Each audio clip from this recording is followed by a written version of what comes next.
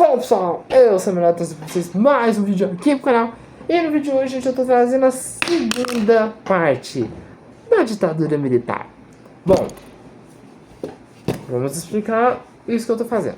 Lá, um tempo atrás, eu fiz um vídeo sobre a ditadura militar brasileira.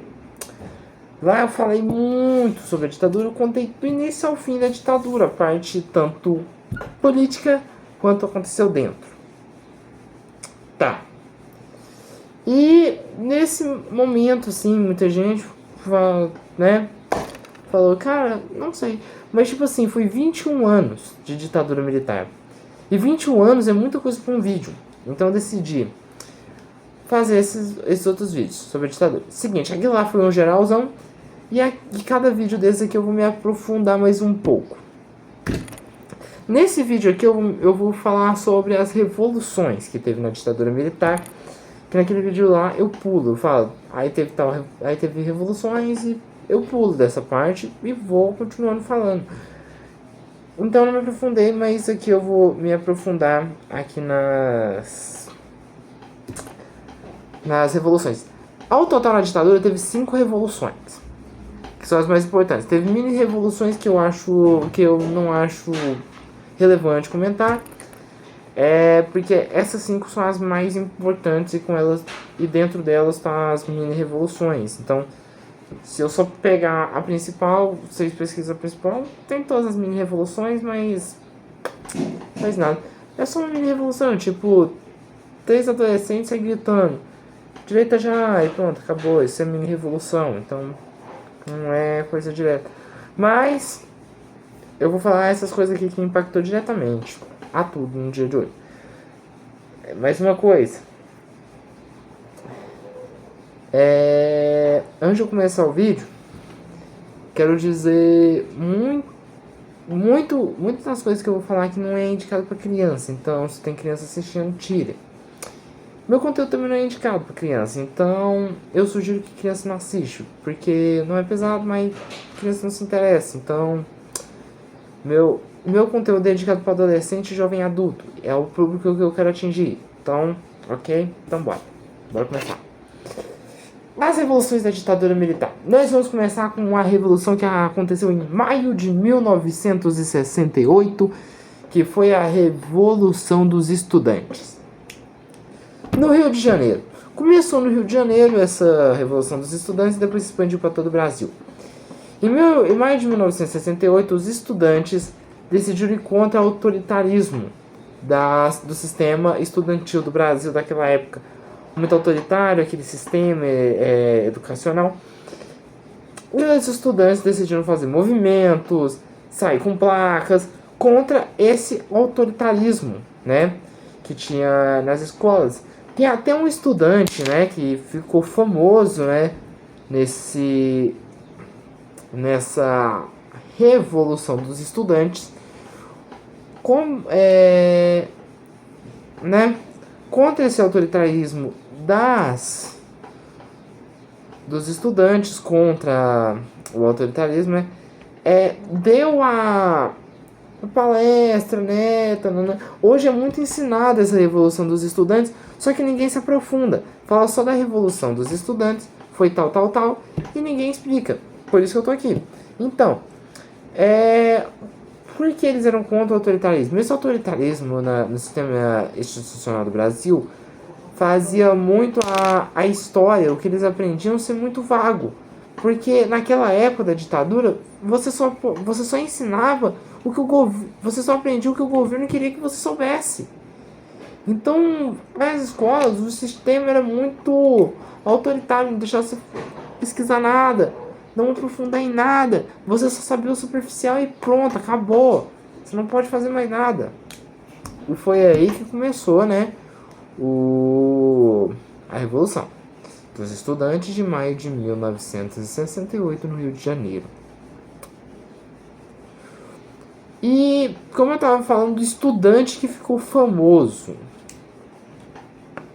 o estudante que ficou famoso foi Edelson Luiz da Lima Soto. Esse sonho Sonho familiar é Delson Luiz da Lima Souto. Não? Por quê? Quem não estuda muito profundo na ditadura não consegue reconhecer, mas eu reconheço esse nome. Esse estudante foi morto e virou o ícone nacional da luta contra o autoritarismo nas escolas. Mano, ele foi morto, né, em uma dessas revoluções pelos militares, achando que ele ia ficar de exemplo. Mano, isso só gerou mais revoluções que eu vou falar mais na frente, nesse vídeo. Mas o que acontece? Ele virou um ícone brasileiro, um ícone que lutou contra esse autoritarismo. E tipo, hoje ele é mais ou menos um rei dos estudantes, mano. E isso faz como se ele fosse gigantesco, um cara imensamente top, forte, lutando contra o autoritarismo. Mano, esse cara pode contar comigo pra tudo, beleza? Tá. A partir de agora, que eu vou passar para as outras revoluções, eu quero que vocês prestem atenção numa coisa. Todas essas revoluções e depois dos estudantes estão interligadas. Cada uma gera a outra. Então bora logo para essa corrente. Ainda em 1968 aconteceu o atos institucionais. Esse foi o nome essa revolução, que não foi uma revolução muito grande, vamos dizer assim. O que aconteceu logo depois da Revolução dos Estudantes? Estudantes, trabalhadores, pessoas de baixa renda começaram a fazer essa revolução criticando a ditadura. O que deu o nome de atos institucionais, porque o governo teve que fazer alguma coisa para parar com isso. Então, em 1968, aconteceu o endurecimento da ditadura. Endurecimento da ditadura. O que aconteceu? A ditadura começou em 1964, como eu já falei naquele vídeo. E ela estava indo. 1968, quando aconteceu a Revolução dos Estudantes, aconteceu o endurecimento dela. Porque tava muita gente fazendo revolução. Eles falaram, isso aqui vai acabar, a gente tem que endurecer o nosso regime. Esse regime vai ser endurecido aqui, endureceu. E aí começa aquela parte da censura, da intimidação, da tortura. Por causa disso aqui, que endureceu. O exílio também começou aqui.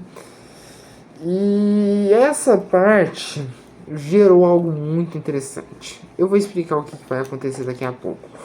Mano, isso deu a muita gente a pensar que ia dar um jeito nisso, né? Mas estavam errados. Isso não deu um jeito, que acabou com a participação deles ali. O que gerou esse endurecimento da ditadura, gerou o próximo tópico desse vídeo, que é a luta armada e resistência. A luta armada e resistência. Mano, a luta armada e resistência fez algo muito doido. Muito doido, muito doido mesmo. A luta armada e a resistência são conhecidas pela luta armada da ponte, a revolta armada, o cívico-militar. O que foi tudo isso que eu acabei de falar? Tá lá no outro vídeo, eu explico essas pequenas partes. Mas o que você precisa saber? O que foi a luta armada da ponte? A ponte Niterói, quando ela foi construída lá pela ditadura militar, ela tinha muitos problemas. E aí, quando os civis estavam cansados, falou: bora fechar a ponte Niterói armados pra criticar. E foi o que eles fizeram. A luta armada foi simplesmente o povo se armar e ir pra cima. Essa é uma das lutas armadas. Resistência foi essa da ponte. Também teve a resistência do cívico-militar. A resistência do cívico-militar são os civis militares. Porque tinha os militares que ficavam no poder, mas também tinha os civis que eram militares. E esses civis que eram militares, eles participaram dessa luta armada, porque eles tinham acesso a armas, por serem militares.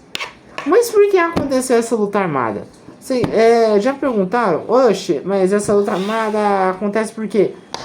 Esse endurecimento da ditadura no tópico anterior fez os civis foram sufocados pela repressão, o que fez a luta armada acontecer. Sufocados pela repressão é algo muito...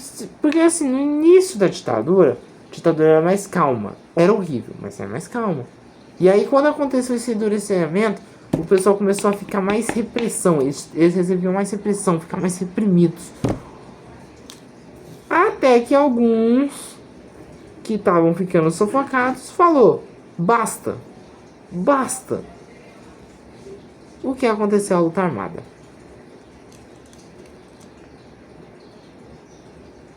Se eu não me engano, morreu 2 pessoas muito importantes. Um deputado chamado Rubens e eu acho... e uma deputada chamada Maria das Dores, eu acho que é isso. Esses 2 morreram, mas foram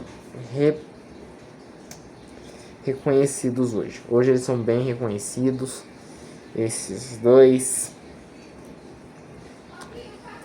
E agora eu vou falar de algo. Mano, cara.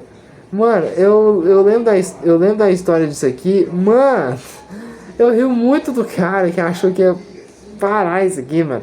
É muito legal. Tá, o que aconteceu? Depois teve a abertura política gradual, culminada na Lei Anistia, em 1979. O presidente João Batista Rodrigues pensou que ia conseguir parar isso. O que foi? A abertura política gradual. A abertura política gradual foi uma abertura que João Batista Rodrigues fez, que é uma abertura política para o povo. O povo conseguia ver os políticos trabalhando, algo que não tinha muita decisão nisso. O que eu vou já explicando é que até esse momento aqui a ditadura era indireta. A eleição de um presidente era indireta. Os militares indicavam a dedo e pronto, esse aí é o novo presidente do Brasil. O que vai influenciar na próxima revolução. Vai ser a última. Mas preste atenção no que eu vou falar agora dessa abertura política gradual. Gradual, como vocês sabem, é que vai aumentando. Ou seja, cada vez que ia passando, ia aumentando gradualmente o povo. O povo aumentava gradualmente a pressão, porque é uma lei ali. Entendeu? Porque o militar tinha um poder totalitarismo. O que era esse poder? Todo o poder era concentrado na mão do presidente da república, o militar. Só que a pressão do povo era tão grande, o medo de uma revolução era tão grande, que a abertura política gradual culminou. Isso que eles culminou, surgiu uma lei, a Lei Anistia, da mulher chamada Anistia, óbvio. A lei foi dada em homenagem a ela. Grande Anistia. A Anistia fez o quê? A pressão que ela fez foi tão grande no governo que fez eles criarem uma coisa para o poder não ficar somente na mão dos militares. Ficava simplesmente também na mão do Congresso Nacional. Câmara dos Deputados, Câmara dos Distritos, essas coisas aí que a gente tem muito hoje. O Congresso Nacional foi criado por causa da Lei Anistia.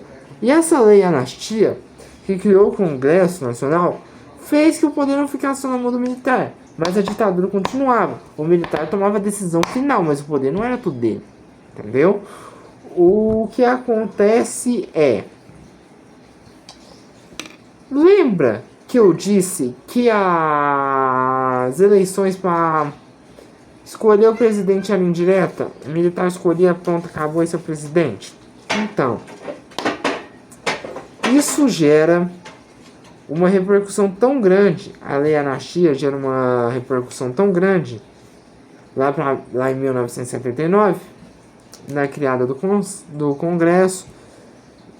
E os militares ainda escolhiam os deputados, os legislados, negócio da escola lá, para fazer exatamente esse trabalho do Congresso. Então, como os militares escolhiam, sempre tudo era favorável a eles. Não tinha nada favorável ao povo. E isso criou um movimento. Um movimento em 1984. 1994, 1983, surgiu o movimento que pode ter acabado com a ditadura militar. Que foi nada mais, nada menos do que as Diretas Já. Diretas Já é o nome da revolução. Diretas Já. O que as Diretas Já fizeram? Pensa. Como é que eu falei que eram as eleições indiretas? Então as Diretas Já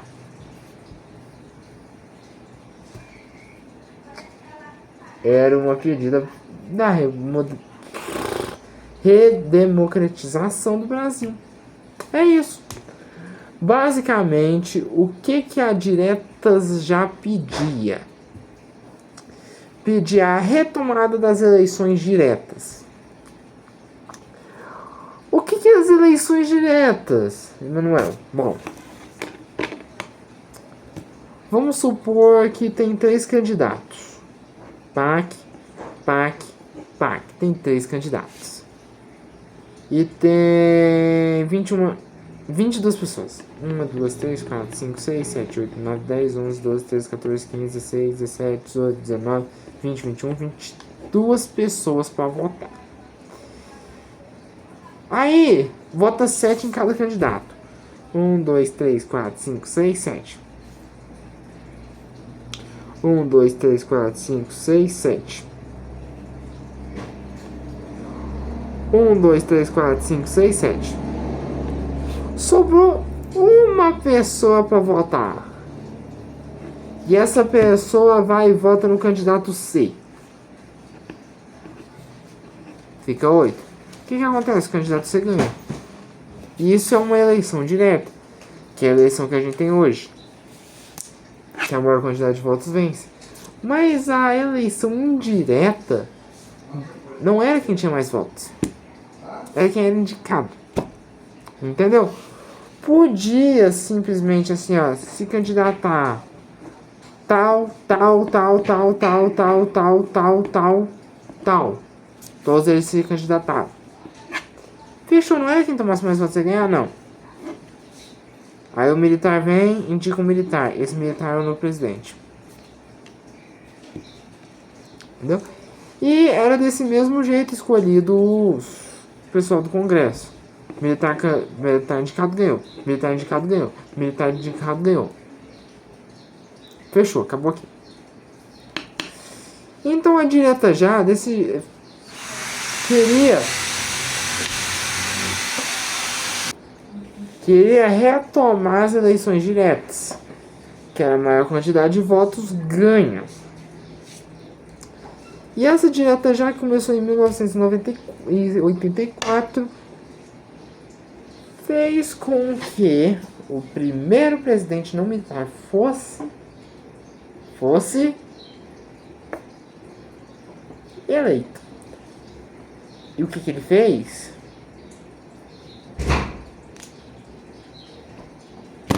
O que ele fez?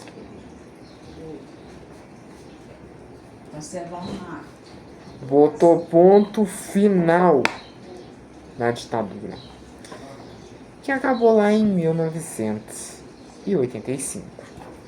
Bom, então bora uma retomada rapidinha do que a gente aprendeu nessa aula.